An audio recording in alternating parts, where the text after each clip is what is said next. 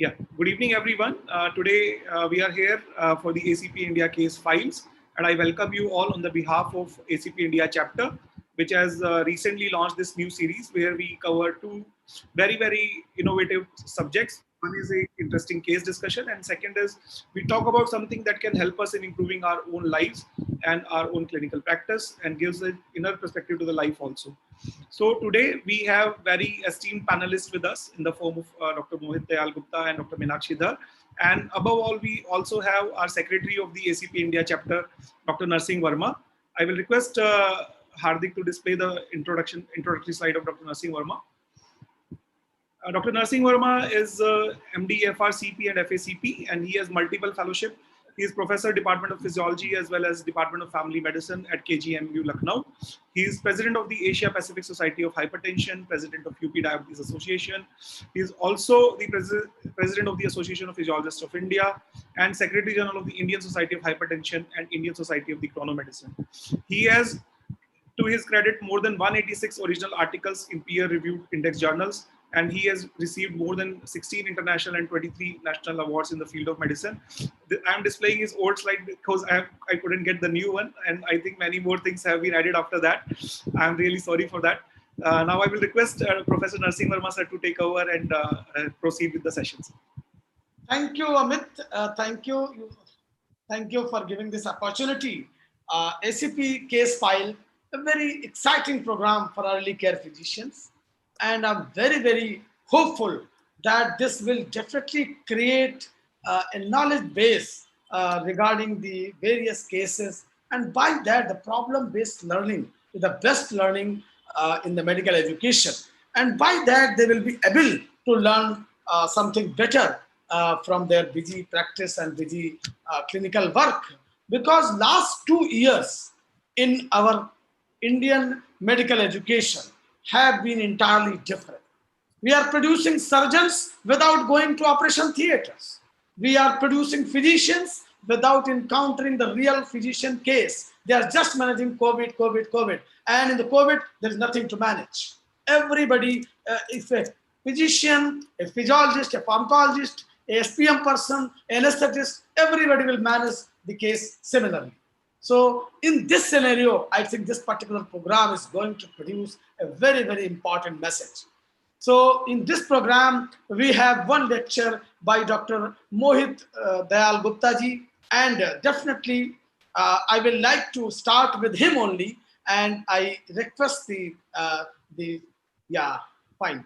So Dr. Mohit Dayal Gupta is a professor of cardiology at GB Pant Hospital and medical superintendent of cardiac sciences, cardiologist in Parliament Health Annexi, a very prestigious post, distinct achievement of 18 gold medals and 5 silver medals in his medical career, very astonishing, fellow of ACC, ESC, CSI, ERS, FRCP, Edinburgh. And here I would like to mention ACC, I consider the most robust body of scientific arena.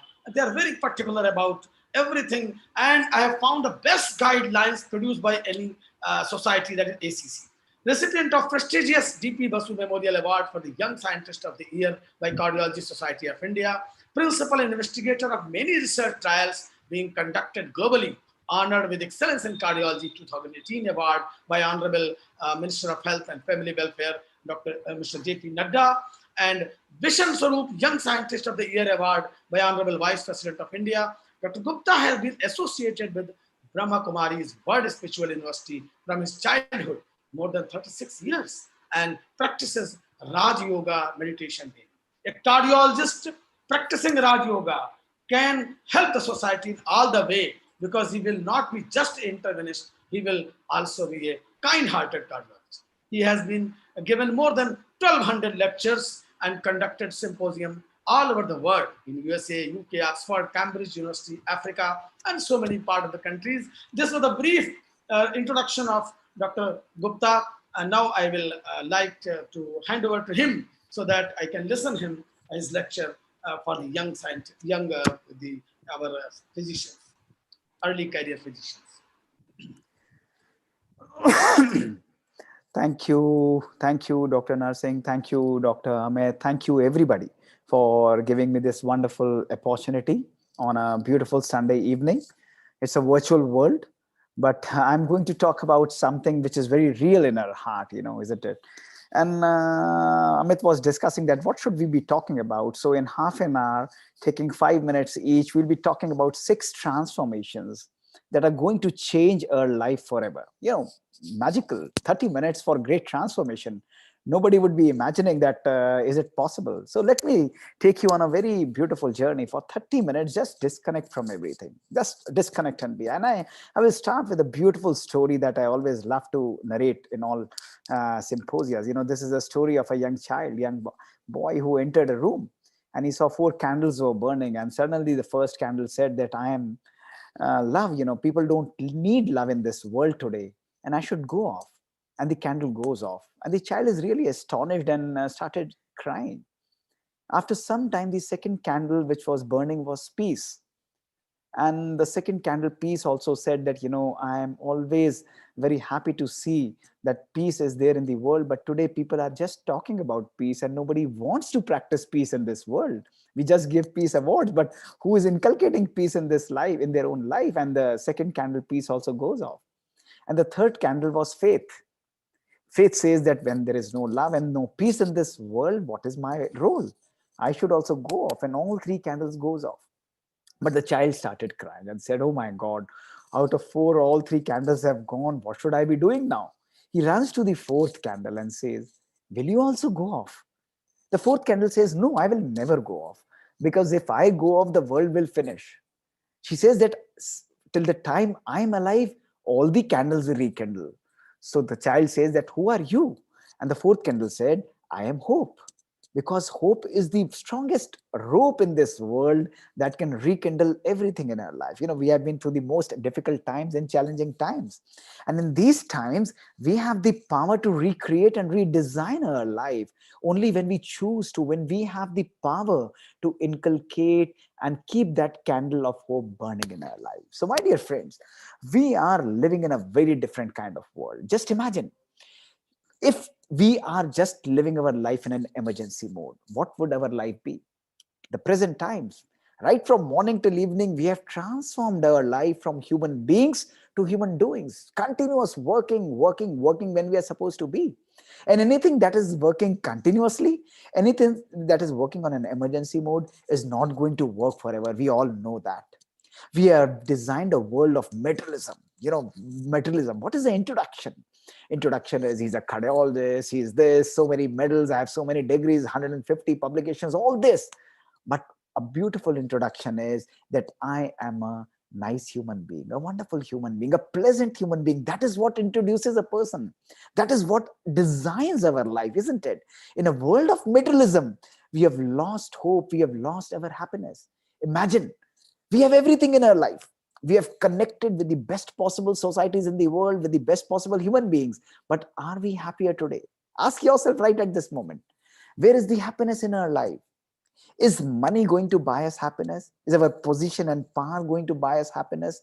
Probably not. You would have never heard somebody saying like this, that take 2,000 rupees and buy half kg of love or peace for me. It's not possible. What we want in our life is something that money cannot buy. The most beautiful things in our life are free, and the second most important things are expensive. So remember, happiness and love comes for free in our life. And why this is happening? Because we have lost the balance. The world of fear, panic, worry, and uncertainty, we are all continuously connecting and drowning ourselves in knowledge, but we are failing to be a wise person. That's a major problem. We are loaded with facts and wisdom, but where is the wisdom gone?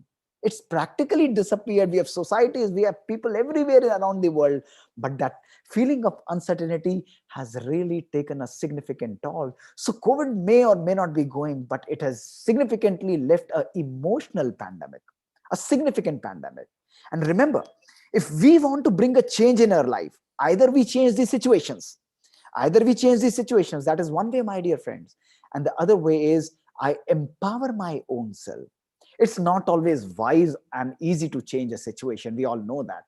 But it's always easy and very comfortable to work on designing our own selves, working on our own selves. And we need to have only one understanding. What is that one understanding? That you are people, you are not programmed devices to work like computer, isn't it? We are not supposed to work mechanistically. We are supposed to be in this world. We are supposed to exist in this world with a lot of joy and happiness. So when we look for change and transformation outside, that has to be first created in your own self. Whatever number of people are connected, remember, very important for us to understand that if you change nothing, nothing is going to change in your life. Old ways are not going to open the new doors. It is you who have to inculcate that powerful change. You are the masters of the universe. If you create your own destiny, that is what is going to create. That is very important for us. So it's all about you. So all about you. So my first message to you today, my dear friends, is it's what is inside us that matters. Nothing outside. Everything that is there inside my mind is going to determine and create my destiny. Look at this. A single human being, National Science Foundation says, you are creating 50 to 60,000 thoughts in a day. 95% of those thoughts are negative, waste and repetitive. Only 5% of our thoughts are positive, powerful and purposeful. Imagine the quality of our life, that only 5% of our thoughts are positive and powerful. What will be the quality of our existence if 95% of our thoughts are negative and waste? This just shows that we are caged in our own thought process, which is predominantly negative and waste. My dear friends, this is time to make your mind your best friend. And why this is important, I'll tell you. Because your thoughts are creating your destiny. Your every thought gives you a behavior. Your every behavior gives you a feeling, and your feeling is going to determine your emotions and going to trigger the same thoughts. So thoughts, behaviors, emotions, and same thoughts. So if you want to change your lifestyle, your emotions, your behaviors, thought is the right way. And that is what is the first transformation. Try to make your mind your best friend for one day. Dr. Gupta, I never give you exercises for life. It is never possible to change for life. I will say, do it for one day. Do it for one day. Take care of your thoughts for one day. Choose your thoughts to be positive and very powerful and peaceful just for one day. I create peaceful and loving thoughts for everyone. Imagine what would be your behavior. It will be loving. Imagine what would be your feelings. They will be great. They will be comforting. They will be compassionate. What would be your life? It will be a magical life. My dear friends, redesign your thoughts. That's the very important thing that we need to do. Until unless we do that, our life is not going to change. And why this is important? Because your mind is a beautiful servant. But remember, as it is happening with 99% of the people, when you are not able to take care of your mind, it turns to be a very dangerous master, a disastrous master. It can destroy yourself. It can completely take care and devastate your own individuality. So it's all about you. Rethink, recreate, redesign your mindset. Instill every thought with your love and positivity. Why? Because your every thought is creating your future. If you think my life is negative, waste, disturbing, you are absolutely right. Your life is going to be like that. But if you think my life is happy, I'm going to be peaceful, I'm going to be energetic, you are absolutely right, because this is the way you are going to redesign your life. This is the way you're going to recreate your life. You have the power. You have the power. If you want to design and create success, choose to create successful thoughts in your mind. Stay positive. Pessimism is synonymous with weakness, my dear friends. Optimism is synonymous with power. Optimism is synonymous with power. So my first message to you in today's session is design your thoughts. It's all about you.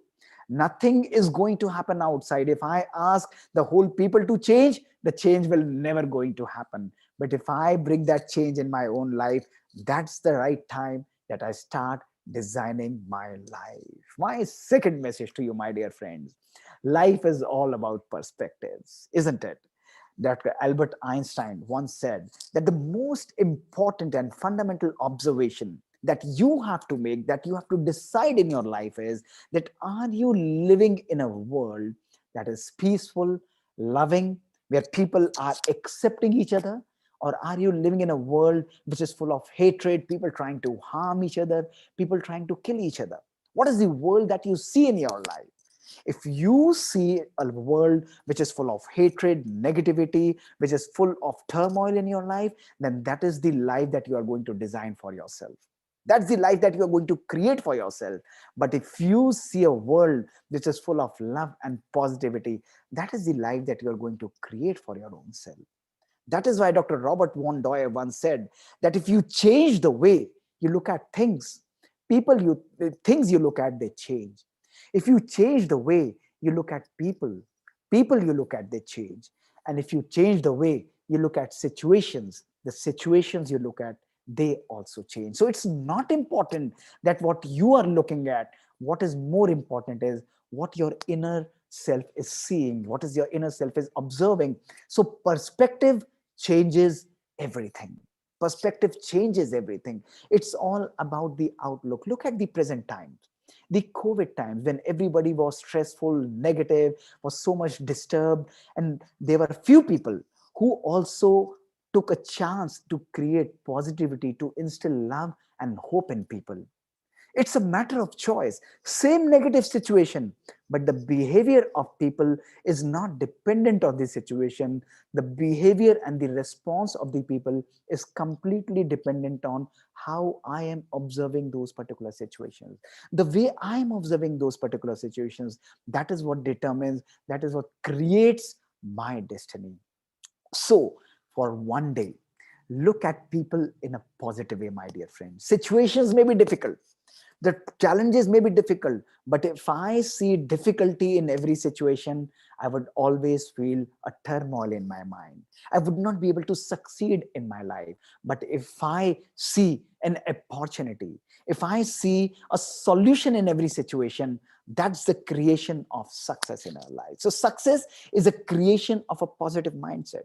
Success is a creation of a mind that is observing positive things in life. So for one day, create positivity. It's all about perspective. It's all about how I'm observing, how beautifully I'm seeing the things in our life. And it's all about discipline. You do it for one day. Do it for one day and see the level of your joy, the level of stability that you inculcate in your life. Very important for all of us, my dear friends. My third important message to you in today's seminar for 30 minutes only, is very important is what are you feeding your body and mind? That is very important. Today, in these times, we talk about good and healthy diet. Cardiologists are always speaking about, oh, good, eat proteins, eat these kind of things, eat good macros. It's not about just the food, my dear friends. Today, science has given us very powerful energy, very powerful evidence that what is called as nutritional psychology. And I'll tell you what this shows. It shows that life is not about just eating calories and good proteins and macros, but life is all about the level of energy, the level of proteins and level of good meal that you're eating, the energy, the vibrations that you are instilling into the food. Imagine the same food when you go and eat in a temple, a mandir, masjid, church or gurudwara. It becomes a bhog, it becomes a holy food. Why does it become so? Because it's the vibrations that are working at that particular time, isn't it? It's our vibrations that make that food. Our mother is serving that food. What makes that food very powerful? It's a pure and powerful vibrations. And that is why for one day, my message to you is, let us let go of this vocabulary that I'm eating food or I'm eating khana. No, nothing like that. We should inculcate this vocabulary. I'm eating a bhog or a prasadam from my God, my Almighty. And instill your food with 4 powerful emotions. Do it in one meal and see the happiness index and the peace index significantly going up in your life. Very powerfully going up in your life. And what are those 4 powerful emotions? The first is God's love in your food. Very powerful. Instill God's love in your food. Instill the peace and positivity of God in your food. And last one is thankfulness, gratitude towards everyone, towards God and towards the human mankind, that you have a meal to eat where many other people are not even getting to eat something. When we inculcate and empower our food with these four powerful emotions, our food is no longer a food, my dear friends. It becomes a prasad. It becomes a bhog. It becomes an energy capsule. And I'll show you the science behind it. You would say, why, as a cardiologist, Dr. Gupta, you are talking about it? There is a lot of research that goes into this. Look at this. The experiments by Dr. Masaru Emoto from Japan. What did he show? The emotional energies and vibrations can change the structure of food and water. He took the water from the same sources, and to the one water, he gave the vibrations that you are ugly. And to the other water droplet, he gave the vibrations that you are very nice. I'm thankful to you because you're quenching my thirst. And look at this. Within a minute, the structure of water changed into a beautiful diamond when the vibrations were positive. And when the vibrations were negative, it became a very ugly structure. Your vibrations are affecting your food and your water. This is what we are working on. That is very important. So energize your food and water. Never ever in my life I consume a water and a meal without halting for a few seconds and energizing my water and food with God's love, God's purity, God's peace, God's positivity, and thankfulness, gratitude. Do it for one day and look at the energy that comes in your food. It will make you very, very powerful. The second part of my third message is, what are you feeding your mind? Look at the emotional diet that you're giving to your mind. What kind of diet are you giving to your mind? Today, we are surrounded by digital media, print media, social media. Right throughout the day, we are continuously surrounded by these kind of things. Now, what do? The messages on WhatsApp, the messages on print and digital media, we absorb those messages. And when we absorb, we also radiate those messages by pressing the forward button. What happens? When we are absorbing the negative energy, pressing the forward button, spreading those messages to the world outside, the negative energy is spreading across the universe. Completely negative energy, we are not able to transform. And when, what happens when we are doing this?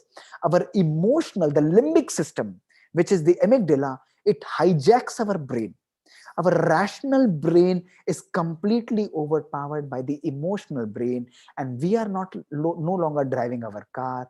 Our emotions, our negative emotions of fear, pain, worry, and uncertainty are driving our car.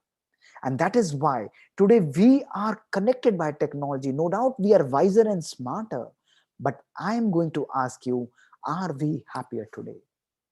We are slaves of the technology. Look at this. The world that we have created, we're continuously surrounded by the complete digital media in our life, all throughout, right from morning till evening. And it is having catastrophic effect on my brain, on my thinking.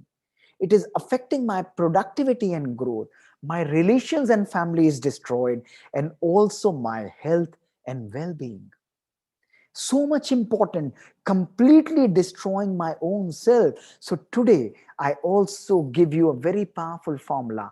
Why this is important? Because studies have shown that those people who are opium and other drug addicts, their brain changes are absolutely similar to the brains of those people who are digital addicts.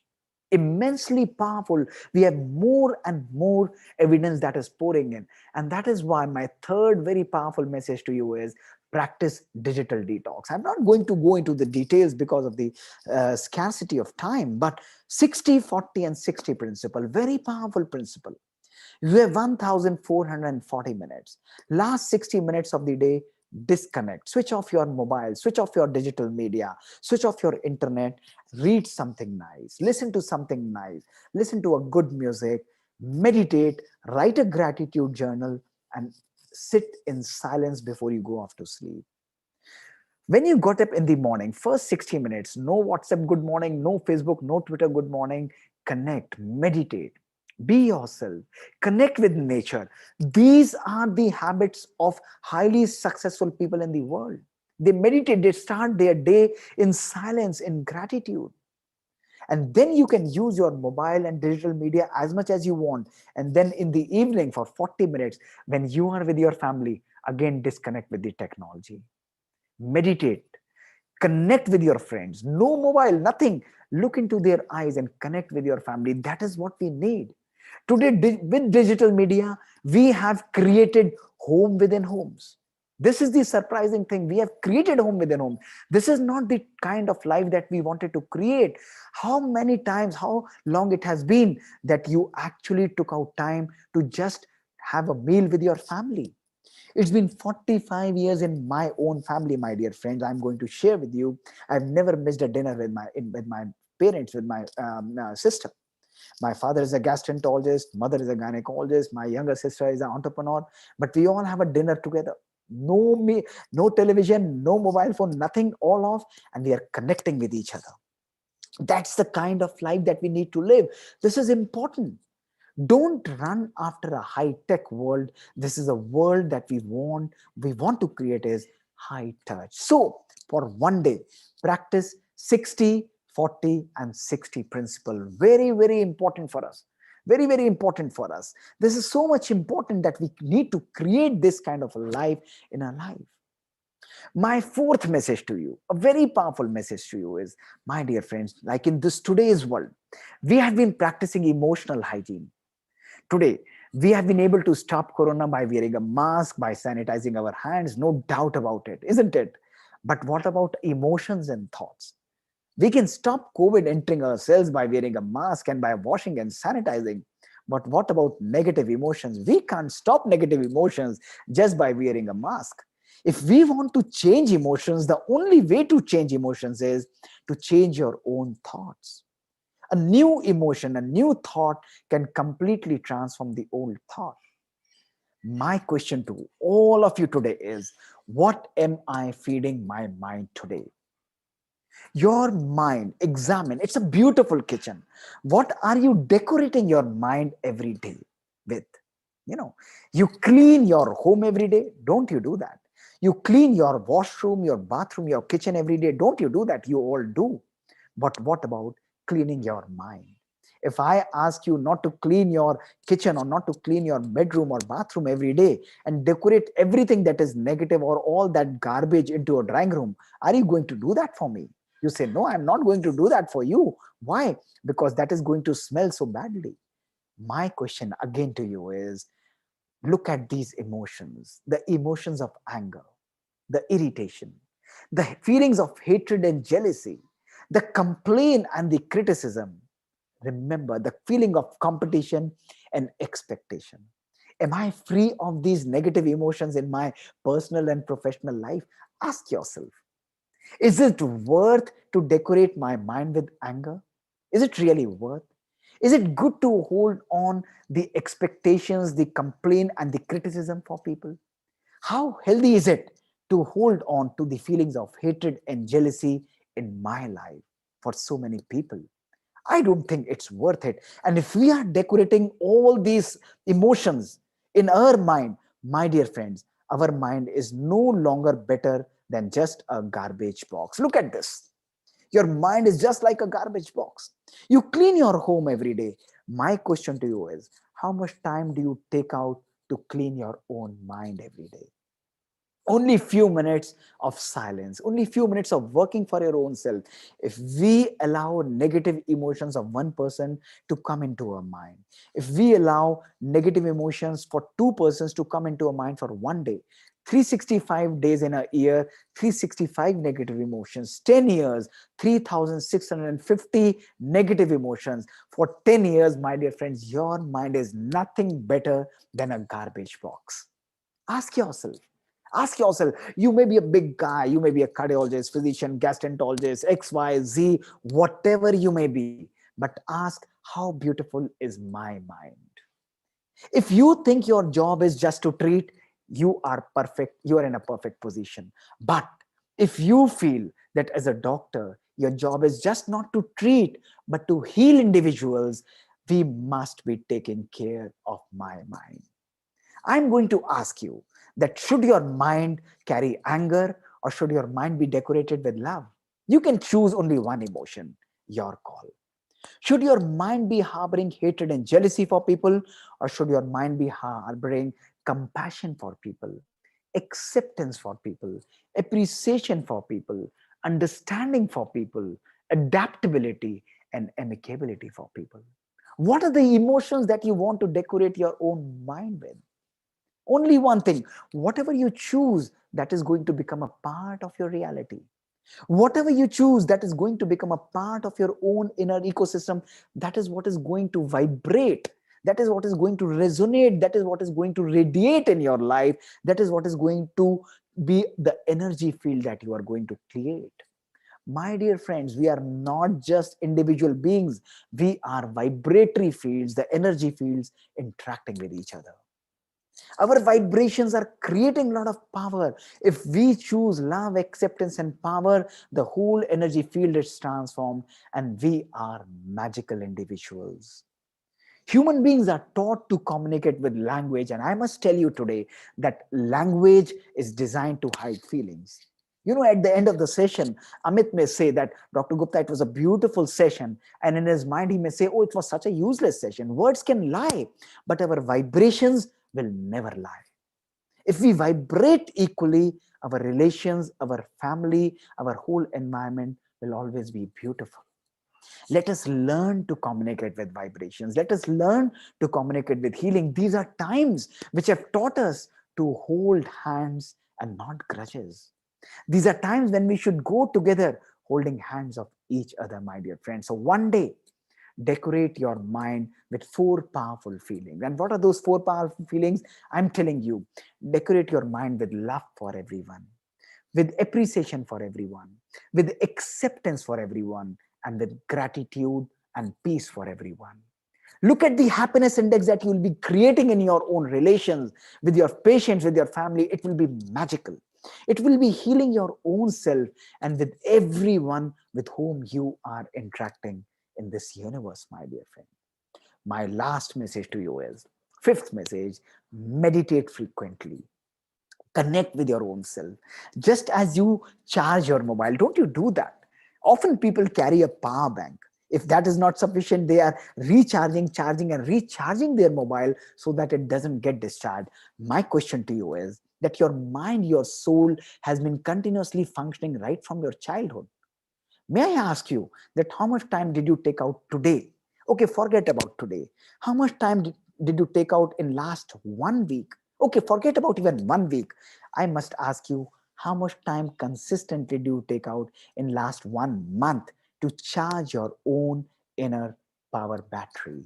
Your soul, your psyche, your consciousness, your God spot, your energy, your being, your light, whatever word you want to give it to, it doesn't matter, my dear friends. Take out time for silence. Meditation is all about giving space to your thoughts. When I am sitting in silence and meditating, my thoughts become slow, better, and they are very, very powerful. When I instill my every thought with peace, which is innate, with bliss, happiness beyond senses, with love, with happiness, with power, knowledge, and purity, our life is transformed. Our life is magical, and then we are not just working as doctors, my dear friends. We are not just doings who are decisive, who are logical, who are reasonable, who are strategic, but we become holistic because we activate our right brain and we are more peaceful, creative, passionate, and we are loving.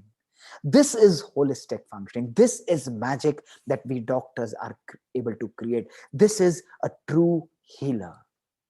This is what we are supposed to be in this world, irrespective of who we are and what we are doing in this world, my dear friend.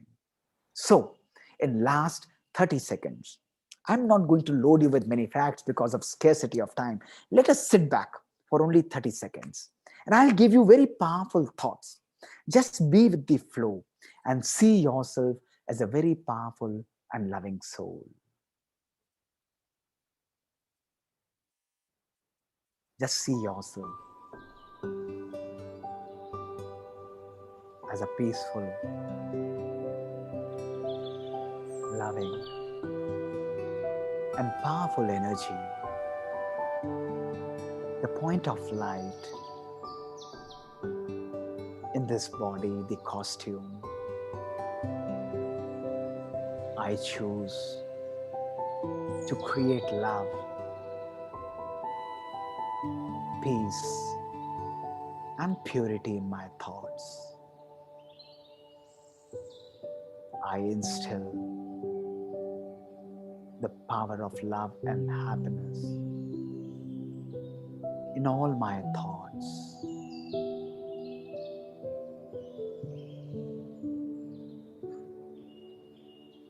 I let go of all the negativity, all the stress, and I radiate happiness to every cell of my body. That's myself. I choose to radiate peace and joy to all the souls in this world waiting to be healed.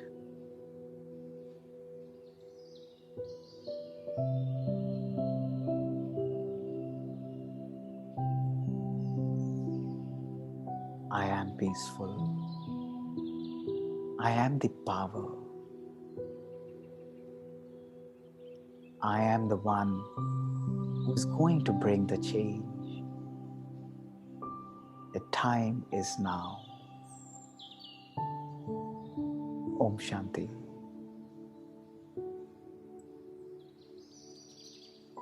So you see, the power to transform is with all of us. If we want to create magic, the magic has to start with us. Nobody else is going to do it for us. People may inspire you, people may motivate you. We listen to so many motivators, so many gurus, it's all good. But what about the change? The change is by you. Until unless you choose to change your life, nothing is going to change in your life. Thank you and Om Shanti. Thank you, Dr. Gupta, for making us to travel to some other world.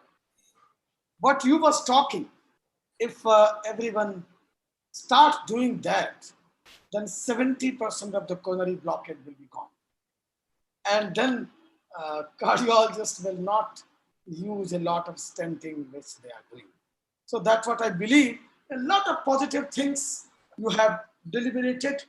I think your whole talk was flawless, teaching everything and making us very, very positive. For the benefit of the beginners, I will like to ask one question to you, if you permit.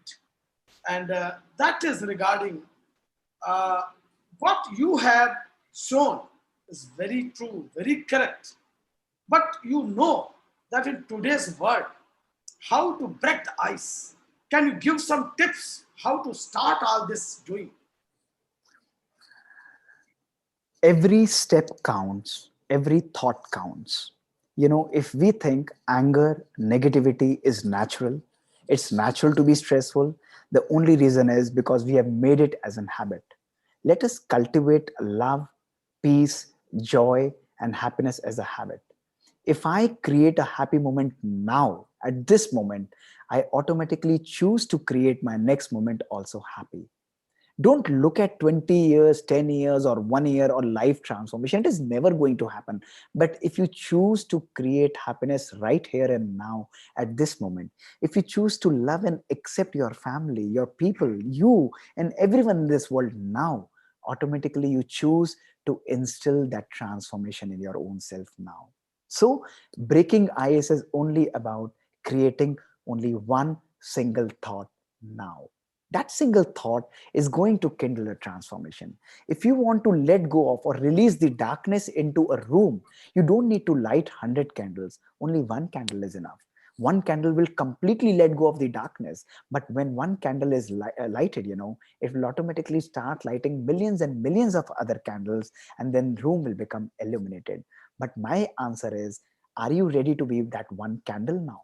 Let us be that one candle to let go of the darkness in our lives. Thank you, Dr. Gupta. Excellent deliberations. And I learned a lot. And other listeners, I can't comment, but I have learned a lot. And I'm 100% sure they would have been benefited and they can live their professional life with a lot of joy. Thank you very much. Definitely, it was really a thought-provoking session, Dr. Mohit. I really tried to do many times this practice, but I fail and fail again. Then again, I try and try Time again. is now easiness, it's just comfortable. Very simple. Nothing is difficult. Only difficulty is here. It's simple. Tell yourself, I'm going to do it, and magic will happen. And ma'am and sir, I would just like to share that I feel fortunate enough and lucky enough that I could spend a good amount of my time, almost 3 years at GB Pant Hospital under the sir's guidance and blessings. And he's same in clinical practice, and he's always helpful, always thoughtful, always, and not just for the colleagues, staff, and for the patients as well. So so I think the right introduction, we have displayed his slide, but he is a wonderful human being. And I have left GB Pant Hospital almost 10 years ago, but the same vibration, anytime I call him, any time of the day, he is always available, and it doesn't feel like that that we are disconnected. So it is coming. I think the vibrations you can feel, sir. Thank you, sir. Thank you for coming on the ACP platform, sir. Thank you, sir. Thank you. So moving ahead in our program of early career physicians, the next program is the case presentation, which is a learning for the physicians, early care physicians, and that will be done by none other than a very amicable teacher, Professor Meenakshi Dhar. Dr. Dhar is an additional professor and head department of medicine at All India Institute of Medical Sciences, Rishikesh. I have been there and I have been associated with her so many times, and I know her capabilities. Professional qualifications are MBBS, MD, FRCP, a teaching and research experience, a large experience, I will say, enthusiasm for innovations to enhance learning, and various type of teaching methodologies for undergraduate and postgraduate and postdoctoral candidates. Her research work is basically have a variety of thesis, supervised more than 30 postgraduate theses, and involved in conducting various research projects at her department, presented papers and delivered guest lectures at national level, and over 70 national and international publications, life member of Indian Association of Clinical Medicine, Association of Physicians of India, Geriatric Society of India, and Indian Association of Geriatrics. She is fellow of American College of Physicians and Indian Association of Clinical Medicine, and her special area of interest is geriatrics, again a very, very important aspect. So with this very brief introduction, Dr. Meenakshi Dhar is a multifaceted personality. I invite her to present her case. Thank you, Dr. Narsingh, for the nice introduction. But from now onwards, I'll just put my introductory slide as Dr. Meenakshi Dhar only, because Dr. Mohit has told us that. So at the outset, I would like to thank Dr. Anuj Maheshwari for giving me this opportunity to present the case in this platform. And I think this will be a good initiative by the ACP India chapter for the young physicians who have started their career. And I'm also very happy and glad to see Dr. Amit on this platform to host the program. He has been my student when I was at St. Stephen's. I've seen him from the student career. He was really very brilliant from that day only. So I'll start my slide presentation now. Share. Wait.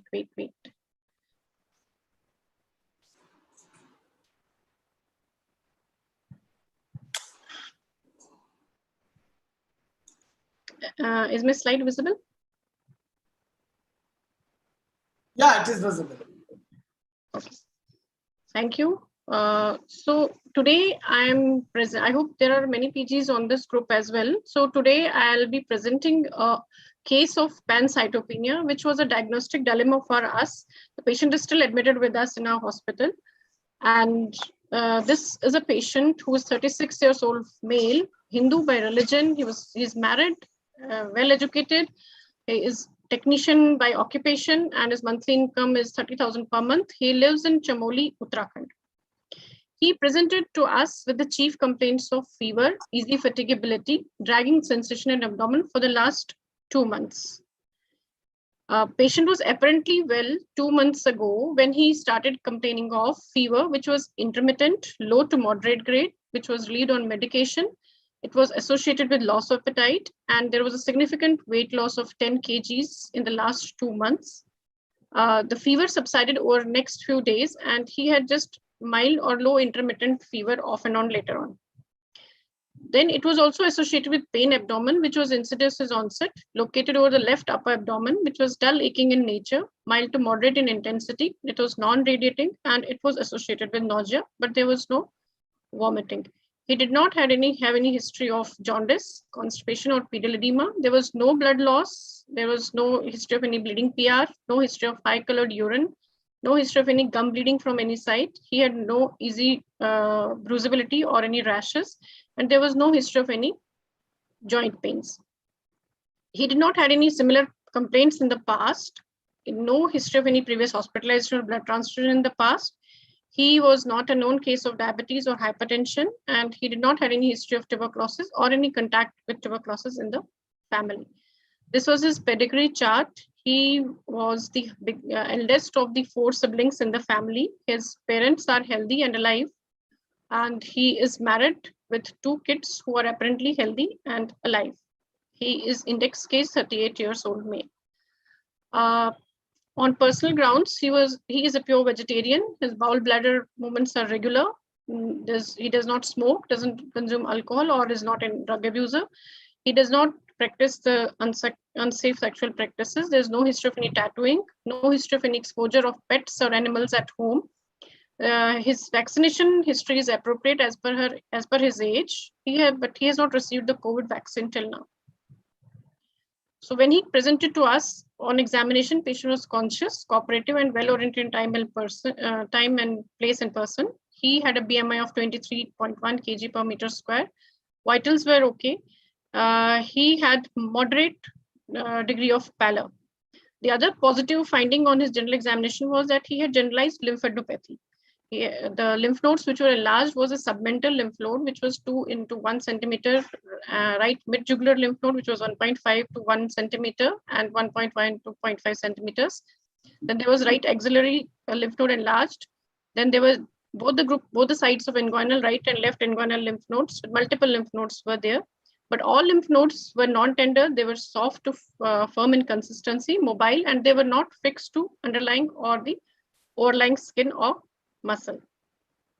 Abdominal examination revealed that he had an abdominal girth of 84 centimeters. His umbilicus was central.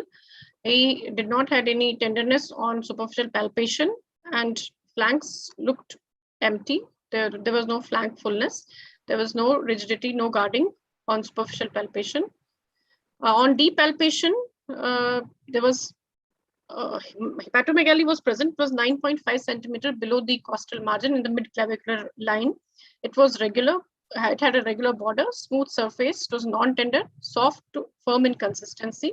He also had a massive splenomegaly, which was grade 3, 11 centimeter below the costal margin. The splenic notch could be felt, and it was regular, and it had a rounded border. Percussion revealed that liver dullness was felt in the 5th intercostal space. So the liver span was around 19 centimeters. Throb space were dull on percussion. There was no shifting dullness, no fluid thread.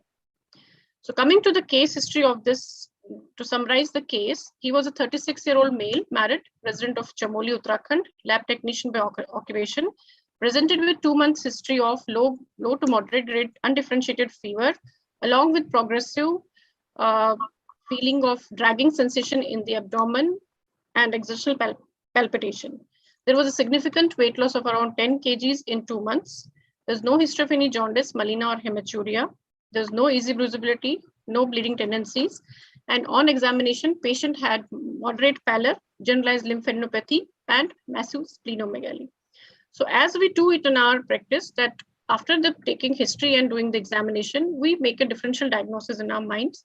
So in this case, the common differentials which came to our mind after seeing this patient was the patient could be suffering from some infection, and infections, what the tuberculosis, as we know that tuberculosis is still very common in our in this side of the world, in developing countries. So tuberculosis was kept as one of the differential diagnoses. Then the chronic viral infections like CMV, EBV, or HIV. than the parasitic infections like Kala-Azar or malaria. The points which were favoring this diagnosis was that he had a chronic course, he had massive hepatosplenomegaly with anemia, and he had lymphadenopathy. But the points which were not favoring this, that his history of fever was not very reliable because it was not documented, even though he was saying that fever was there. And he was not from an endemic area, but usually Kala-Azar is more of seen in the Bihar and Bihar belt, but he was not from that area also. And he did not have any history of any risk behavior, which could have given rise to HIV or something like that. The other possibility which we kept was malignancy in the form of lymphoma. The point which was in favor was that he had generalized lymphadenopathy with hepatosplenomegaly and B type of symptoms. The third was that he could have an hematological malignancy because he had hepatosplenomegaly and anemia, but lymphadenopathy was slightly against that. Then the other possibility was thalassemia because of this hepatosplenomegaly and anemia, but he had no history of transfusion, and thalassemia presenting major, especially at this age group, was slightly doubtful. Then we also thought of some autoimmune underlying disease like sarcoidosis, SLE.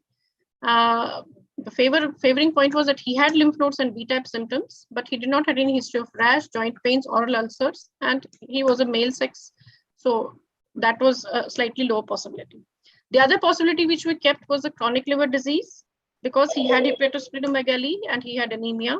But what was not favoring that was he had lymph nodes. He didn't have any risk factor of why should he develop a chronic liver disease. There was no prior history of any decompensation and no history of jaundice.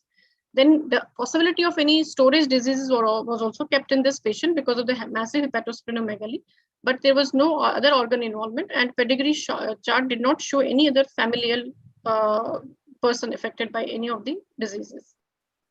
So this patient was admitted, and the course in the hospital showed that his investigations revealed that he had pancytopenia picture. His hemoglobin was 8.9 with a low TLC, low platelet count. His PTNR was deranged, his liver function was deranged, his alkaline phosphatase was 2180, and his D-dimer was raised. The workup for rest of the tropical fever was negative. His hepatitis B, NTHCV, and HIV were negative. Typhoid was negative. Scrub was negative. So with this, when these investigations became available to us, we asked for further investigations. His COVID RT-PCR was negative, which we do usually for all the patients. And peripheral smear, because we had the differential diagnosis of hematological malignancy in our mind, it was showing normostrict normochromic RBCs. The reti count was 1.78%. The ultrasound was done, which revealed hepatosplenomegaly with multiple hypoechoic lesions in spleen and periportal lymphadenopathy. CT imaging was done, which was suggestive of massive hepatosplenomegaly and axillary retroperitoneal, bilateral, iliac, and inguinal lymph nodes. So he had a diffuse hepatosplenomegaly with multiple lymph node enlargement.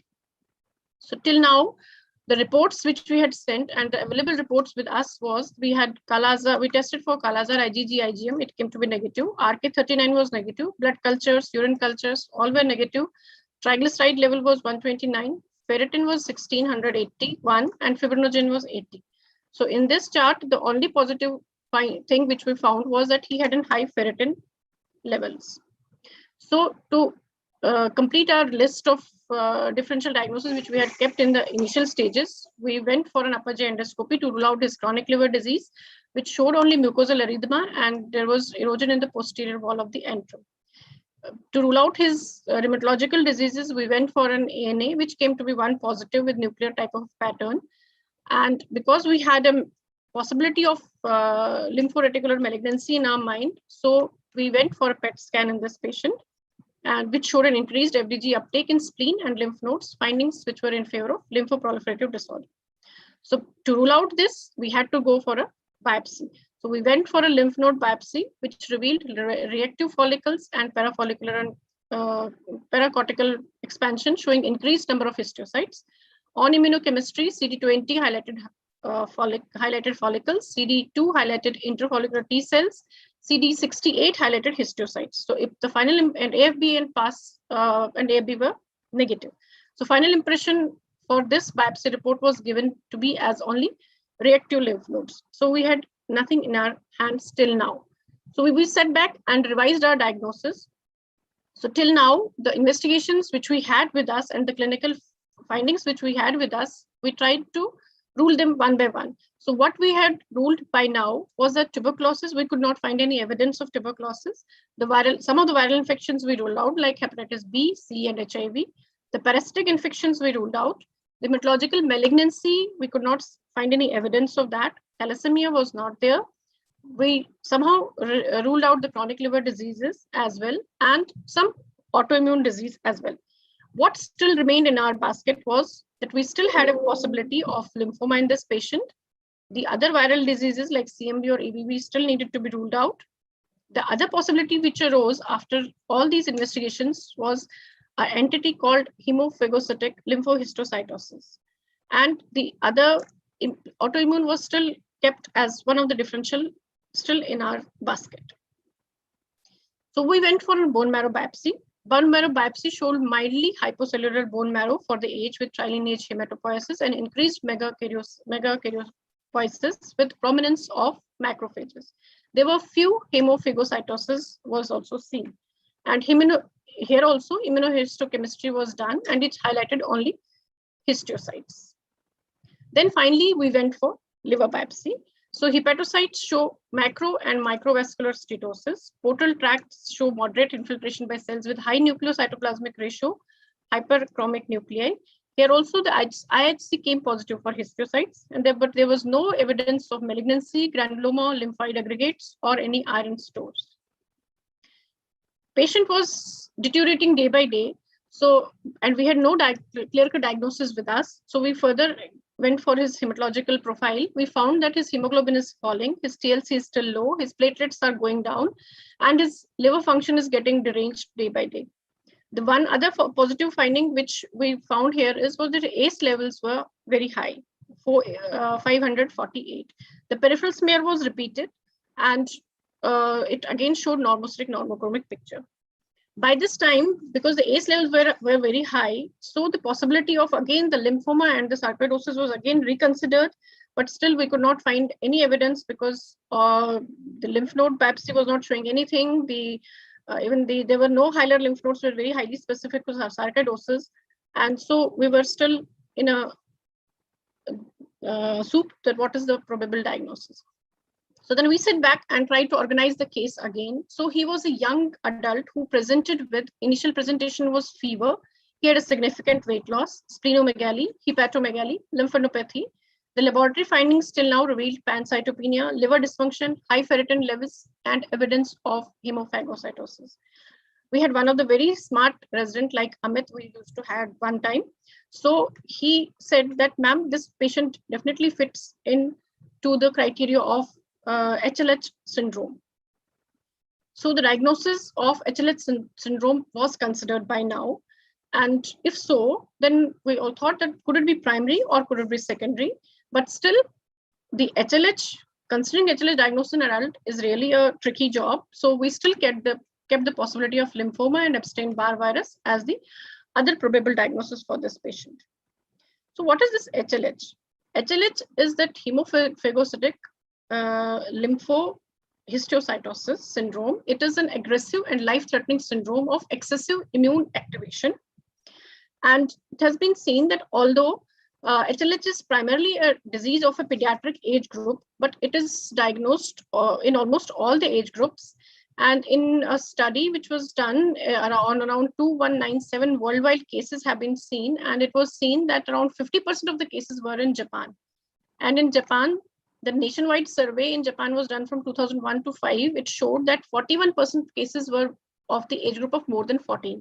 So HLH is not that uncommon in adults as it is thought of. So we had to keep the possibility of HLH in this patient. And it is also seen that in addition, it seems that there is some ethnic predisposition for development of malignancy-associated HLH, and the highest incidence has been reported from Japan and East Asia. And it is also seen in studies that 1/4 of the cases are familial, especially in the children, and the mutations are seen in the genes STX11, PRF1, and UNC13D. So this was about the epidemiology part of it. Now we again coming back to the case, we tried to correlate searched the literature and tried to correlate to find out what are the clinical features of a typical HLH patients, which we suspect to be having an HLH syndrome. And we found out that HLH is usually, it presents as an acute or subacute illness or fever and is associated with multiple organ involvement. In a study which was done in 2004 on 369 patients, they reported that fever was seen in 95% of the cases. Splenomegaly was in 89% of cases. Bicytopenia was there in 92% of cases. And among the bicytopenia, the most of the cell lineages which are involved is platelets and the RBCs. And hemophagocytosis is seen in 82% of the cases. The ferritin is usually elevated in HLH, but even if the ferritin is not, it is not must that to make a diagnosis of HLH that ferritin should be high. It has been seen that cases of HLH, especially in adults, they may have the low ferritin levels. They have also low or absent NK activity seen in 71% cases, and soluble CD25 elevation was found in 97% of cases. The stars which are put in these cases, things is that what was seen in our patient. So, but as I told you that when we consider an HLH patient diagnosis in an adult patient, the other causes, or it is usually in adults, it is seen with other associated illnesses. So it's very important to identify the associated conditions, because effective treatment of these associated conditions, which itself resolve the HLH, and we don't need to give any cytotoxic therapy for treatment of SLH, which is very toxic. So it's always important that we rule out the associated illnesses. So what are the associated illnesses? They have viral infections, including EBV, CMV, herpes, HIV, and even the COVID virus, that's SARS-CoV-2. The less common infections which have been found to be associated with HLH is the tuberculosis. And the other parasitic infections which are rare, I should not say rare, but less common, are the leishmaniasis, malaria, and other fungal infections. Malignancy, there's a high rate of malignancy associated with HLH, especially in Eastern Asia and Japanese people. And lymphoid cancers, including B, T lymphocytes, have been most commonly associated with this HLH. And there are not only the leukemias, but even the solid tumors have been associated with HLH syndromes. Then very important thing is the rheumatological disorders.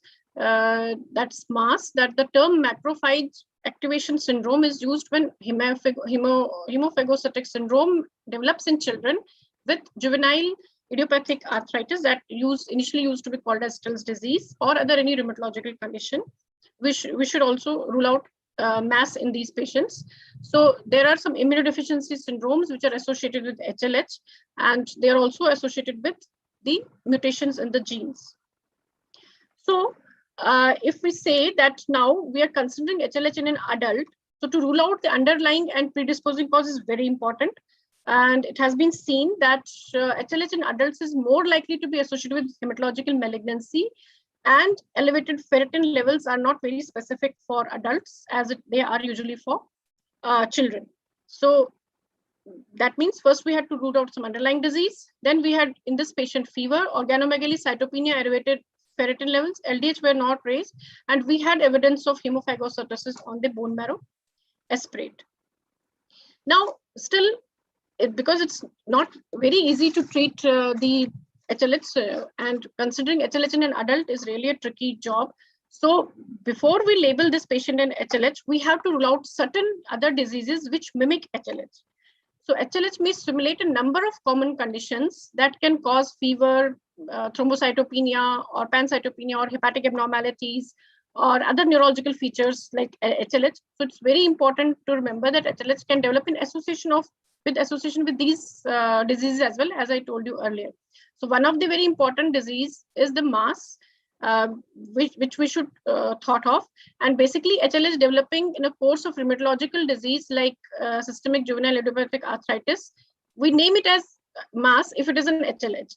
So it has to be considered that way also. So in that case, if we treat the juvenile, why is it important? Because we treat the juvenile idiopathic arthritis, the HLH itself gets subsided. The other very important differential diagnosis is infection and the sepsis. Systemic infections and sepsis share many common features. As you could see, they may have fever, both in common cytopenias, hepatic involvement, DIC, cytokine abnormalities. So they are the common features of both the things. So how to differentiate them? So differentiation can be that in sepsis and sepsis, we may have a triggering factor as bacteria or fungi, while as HLH, we have a triggering factor virus. And in HLH, there is ongoing lymphocyte activation, which may not be present in the sepsis. And the ferritin levels are usually, they are on a rising trend. Usually we also have high ferritin in sepsis patients, but they are usually static. But in HLH, we have a rising titer of ferritin, which can differentiate whether patient is having sepsis or patient is having HLH. The other differential diagnosis is a liver disease, which is very important because they again share the features like hepatomegaly, elevated LFT, coagulopathy, low fibrinogen, elevated D-dimer, and neurological features. But the multi-system involvement, ferritin level, and cytopenias here again differentiate HLH from the liver disease. The other very important and a very difficult thing to make the differential is the multi-organ dysfunction syndrome. So multi-organ dysfunction syndrome refers basically to a progressive organ dysfunction in an acutely ill patient. And that is the definition of HLH as well. So MODS can affect any organ system, and there may be overlap between the diagnosis. And it's very possible that sometimes we are making a diagnosis of MODS, but actually it was an HLH. So it's, but an extremely high ferritin and dramatically increasing ferritin levels are more consistent with HLH rather than with MODS. The other very important differential diagnosis is encephalitis, because HLH has a chances of presenting as neurological manifestations, but the neurological involvement which is seen in HLH is usually diffuse, but in encephalitis, it is usually confined to the central nervous system. And again, here again, the multi-organ involvement, cytopenia, ferritin, and liver abnormalities, they favor more HLH rather than encephalitis. The other very important differential diagnosis is the autoimmune lymphoproliferative syndrome. It is again a syndrome of an immune dysregulation, and it's caused by the genetic defects. And it also shares the common features with HLH like hepatomegaly, rash, cytopenia, and even it has other associated syndromes as the HLH has, like GBS or rheumatological diseases. But high ferritin, severe liver dysfunction, and multi-organ failure, they again differentiate it from the ALPS. The other differential diagnosis which we have to keep in mind is the DRESS syndrome. So DRESS is drug reaction with eosinophilia and systemic symptoms. So it is a severe drug hypersensitivity reaction which is seen and is being initiated and is thought to be initiated by some viral reactivation.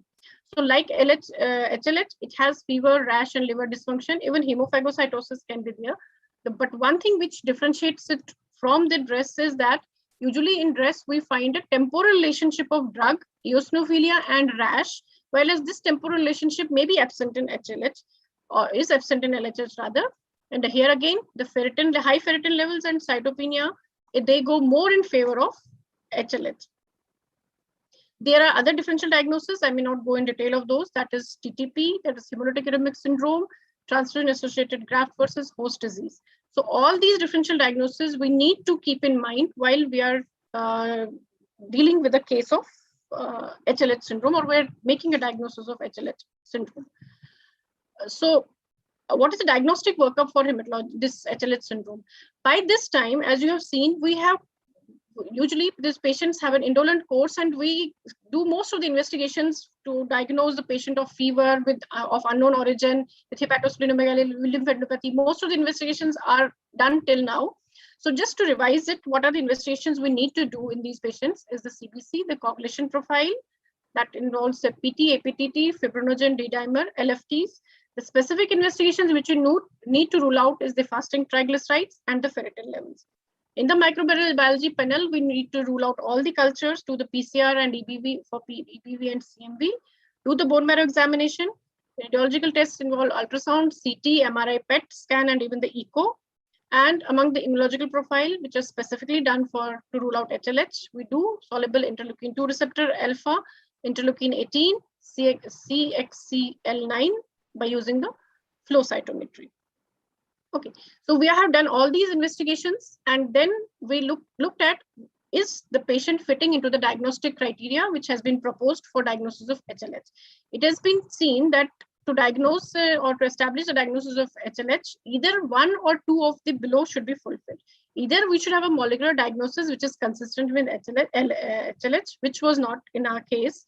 The other thing was the diagnostic criteria for HLH are filled 5 of the 8 criteria below. So that is fever, which was there, splenomegaly, which was there, cytopenia, which was there, hypertriglyceridemia and hypofibronegemia, we didn't have that report. Fasting triglyceridemia was not raised. Fibrinogen was not low. We had hemophagocytosis on the bone marrow, spleen and lymph nodes. NK activity we could not find.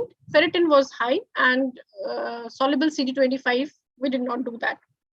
So we had 5 out of 8 criteria which were positive in our patient.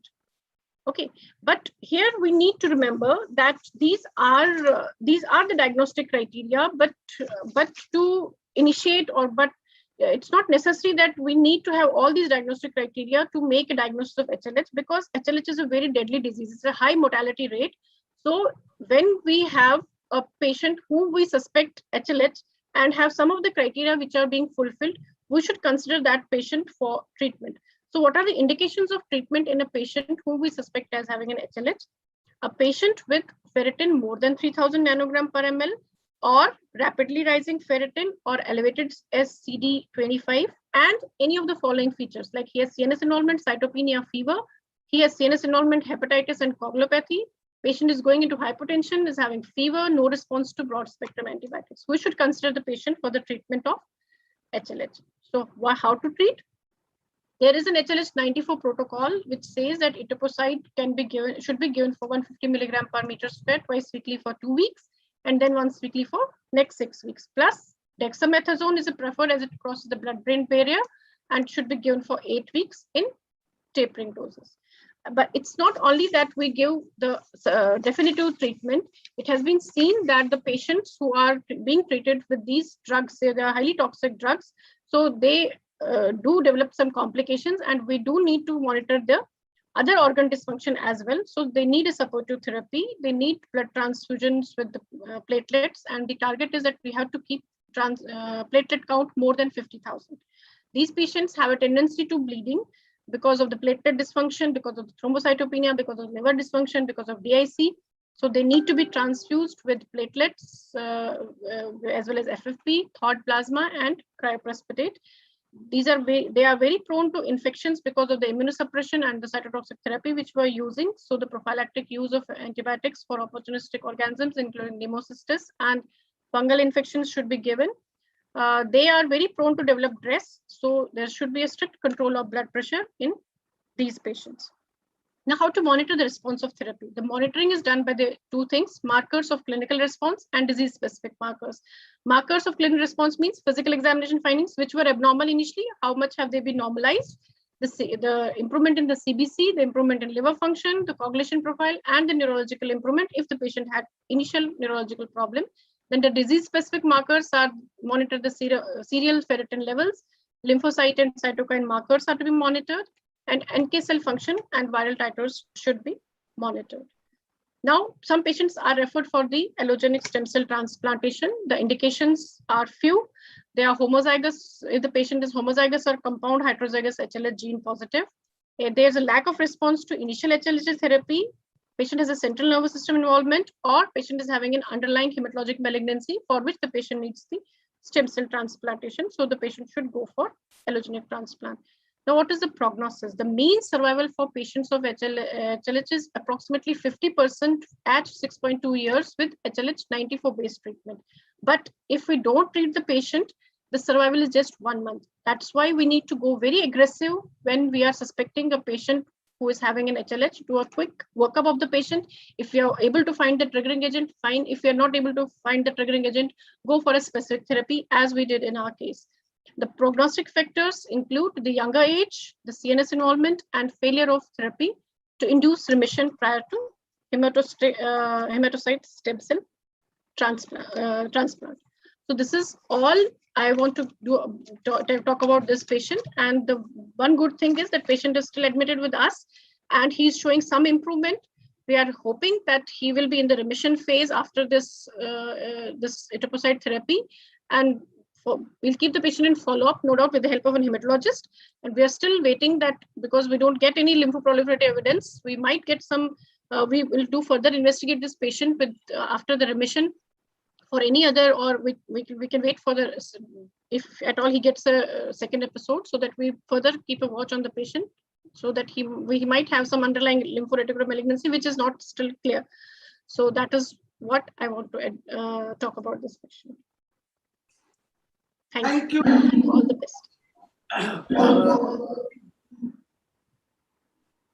For presenting a very, very exhaustive case, I will say, because the workup was so detailed, because pancytopenia, which looks a very simple condition, can have so many variants, and you have very well shown that this can be of different types. I'm waiting for any questions from the participants. I can see one question, that's what about bone marrow aspiration, biopsy, and lymph node biopsy? All the things were done, but none of them were suggestive of any lymphoma or any lymphoreticular malignancy or any leukemia underlying. No granulomatous evidence of any granulomatous disease. Cultures were negative, and so we could not find any triggering any malignancy, underlying malignancy from these patients. From this patient. So another question, you have already answered this question. Okay. BMA and BMB. Okay, fine. In beginning, when the diagnosis was not very clear, what I see from the presentation, there was no ascites since very beginning. Usually when the pancytopenia, hepatosplenomegaly, viral disease, and sometimes we do also have the ascites, but in this particular case there was no ascites. One more thing, for this varied lymphadenopathy, would you think that FNAC of lymph node, any lymph node, would have done any better diagnosis? No, biopsy is always better than an FNAC. So that's why we went away directly for the biopsy, because there's always a chance that the architecture might get damaged because of doing an FNAC. So it's always better that when you have a diagnostic dilemma, go for a lymph node biopsy directly. It will not change the architecture of this thing. So for the benefit of early care physicians, I will like to ask to you, in what cases, what are the indications of FNAC, and where you will like to go for the biopsy directly? You know, when we have a doubt that it could be the infective cause could be there. So FNAC is very well going to help us. But if we have a suspicion that it could be a lymphoreticular malignancy, it's always better that we should go for a biopsy directly rather than going for an FNAC. So when you think that it is infective pathology, then probably you can start with FNAC, and that can be enough for the diagnosis. But once you have the doubt that it may be malignancy, then definitely the biopsy is the better choice. Of course, that is good. So, and you have said that still admitted and is showing the signs of improvement. So what symptoms are left? He's still having pancytopenia, is still there. It is on an improving trend, but it is still there. And he will be kept given the full course of therapy to attain the remission. And because it's an 8 weeks therapy, so he will be given the full course, and we'll have to watch him for the secondary infections which he might develop. As I said, the supportive therapy needs to be required for this patient, because during the therapy, these patients develop the thrombocytopenias or bleeding tendencies or secondary infections. So for that, we have to keep the patient with us, and till the time we complete his therapy and see that the patient goes in remission, and then we can discharge the patient. So in general bed picture, what are the signs, what are the findings which will assure you that patient is improving, and what are the worsening signs? General picture if we find the cell lineages are improving, like his TLC is improving, his hemoglobin is improving, his platelet counts are improving, that is in the blood picture. If we find, then as I said, that we have to regularly monitor his ferritin levels. They should be on a decreasing trend. And then there are some markers which can be done bi-weekly or weekly, which will tell us that whether the patient is responding to therapy or not. And sometimes, most of the times, patients may not respond to therapy as well. So even for that case, we have to do the supportive care only. Then he needs transfusion. We can continue with the supportive care, but if we definitely hope he will have a remission, then that will be good for him.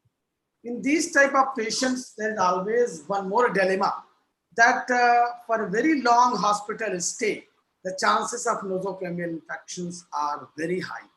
So that what you can do for these type of situations to reduce the hospital-acquired infections is a big problem. So that is what the universal precautions is the only answer. Hand washing is the only answer in our setting, which we can do to the best of our knowledge. It's the universal precautions which we need to prevent, that we need to prevent these hospital-acquired infections. Thank you very much for presenting this very good learning case. And I would like to thank you. Yeah, Amit. Dr. Meenakshi ma'am, as usual, it was an excellent case presentation. And I would like to inform Nursing Verma sir that I happen to be resident of Meenakshi ma'am during my PG days. And again, it is a wonderful feeling to connect with your teachers and learn from them again. Ma'am, one question that was coming to my mind, since we are facing the COVID pandemic, and one of the possibility for HLS syndrome can be a viral infection. And COVID is a new viral infection. We don't know what it can cause and what it cannot. So, did you try to establish any remote infection, COVID infection in this patient? Any antibody level done for this? Or any history of vaccination for COVID? As he is a health worker, he must have received it on priority. No, he has not received the vaccine. That is what I have written, that he has still not received vaccine. And he was COVID negative. Antibodies and RT-PCR both were negative. Thank you, ma'am. Dr. Anuj has come. Yeah, now he has come. Hi, sir. So I think we have finished with the case. Now it is open for Dr. Anuj Maheshwari. In fact, I attended the whole of your case presentation, and it was a brilliant presentation. Although I could not attend the first talk, little bit in between I could see, but your presentation I have joined since from the very beginning. It has been a brilliant case presentation, and after going through this, there is no difficulty to understand why our team has won the Osler Cup. So you are the brainchild behind that, and no, sir, it's everybody's. I think Dr. Meenal has done most of the job. Yes, might. But at this time, of course, we can be giving the credit to both of you. You and Dr. Meenal Mohit both have been there. But your presentation and your case presentation has been so fantastic, and it was so clear and well understood by everyone, that I think there was not much of a scope of asking any clarification or question. So I think the teachers should be like that, and teach. And this is the thing, and this is the art, what we should really wish to percolate in our next gen. Most of the time, we think that case presentation is a job of the residents or the young physicians, but actually it is not. It is the job of professors, those who know and those who can teach us that how to go forward, how to move forward. And then only we can make the good class of the clinicians, good class of the students, and good class of our doctors, what we can have in our country. Already we are having very good doctors in our country. We are the best across the world. But still we need to improve this art in our youngsters every day, so that they can be knowing how to evaluate a patient, how to develop the clinical skills. And for that purpose, we have introduced this program, and Amit is in charge of the early career physicians wing in ACP. And before that, this idea did not come in mind of anybody, but we really thought that, and in fact, we were also not sure that whether it will successful or not successful, whether the people would like it or not like it. But fortunately, the people are liking, and we are getting more and more audience of this kind of a program. We started from the Saurabh Srivastav's case, then professor from the Cuttack Medical College has presented, and today you have presented the case. And we expect that many professors and many senior doctors will come, especially the faculty in the medical colleges will come forward to present a case in this ACP case file. This is a wonderful program, ACP case file, which Amit is forwarding move.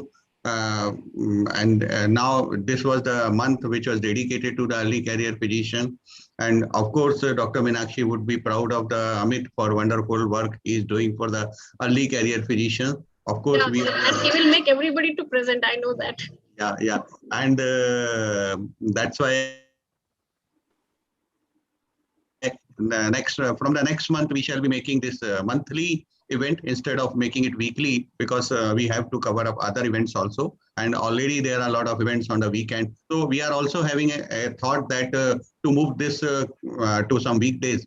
There are some people, those who are asking that we should move this program on the weekdays so that they can attend it, because on the weekend, some people, those who are the senior physician, they remain on the holidays with the family. And another time, many people are busy in the conferences. Almost every weekend we are having so many conferences in our country. This weekend also we had 3 major conferences across the country. One in the, and every part of one was being organized at Lucknow, another was being organized at Nagpur, and third one was being organized at Bangalore. So this is the challenges always remain there. But I will also request Dr. Meenakshi to suggest new ideas to me as or Amit, whosoever, we all are a part of the team. So we shall really look forward to you to suggesting the new ideas for putting up the new programs for the early career physician as well as for the senior physician and fellows. With these words, I will stop here, congratulating all of you, thanking you, especially Dr. Narsingh Verma, for very nicely moderating the session. And it was a clinician come teacher's skill was being reflected when you were taking the class. So it was really fantastic to see you here. And Amit, as always, is very good in all activities. And I also witnessed him in the HDA symposia. I also witnessed him in the ADC symposia, IPA. Everywhere he has done the brilliant performance. So thank you, all of you. Thank you. Thank you. Thank you. So we will meet again on 15th of August with the ACP India case files, and more details we will provide you. But before we say good night today, I would like to remind you that tomorrow we have a very, very important program. And this is again the ACP India Live. And this is a social program. It will be live on the social media handles of the ACP India chapter on the Facebook as well as the YouTube. And none other than Professor Dr. Shashank Joshi is going to grace the program with his presence. And tomorrow he is going to tell us what are the challenges which an early career physician faces.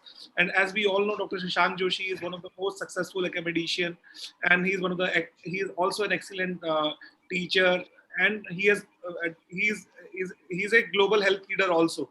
So we can learn a lot of things from him, and let us interact with him directly. We can post our questions, we can chat with during the program, and Dr. Anuj Maheshwari sir will be there. And I think it is going to be a very, very beautiful program, especially designed for those for the early career physicians. So we would request you that please be present in the program tomorrow at 7:30 p.m. We will again share the link through the mail as well as the post. And for the time being, I would like to thank the Governor, Dr. Anuj Maheshwari, our Secretary, Dr. Narsingh Verma, Dr. Mohit Dayal Gupta. His presentation was fabulous, and it was like a meditation, and we were moving. It was just like transcending into a different world altogether. And I think all of us will pay heed to his advice, and we'll start from today. And thank you, Meenakshi ma'am, for presenting a wonderful case. With this, we will back to see you tomorrow again at ACP India Live. Thank you. Thank you very much. Thank you all. Thank you.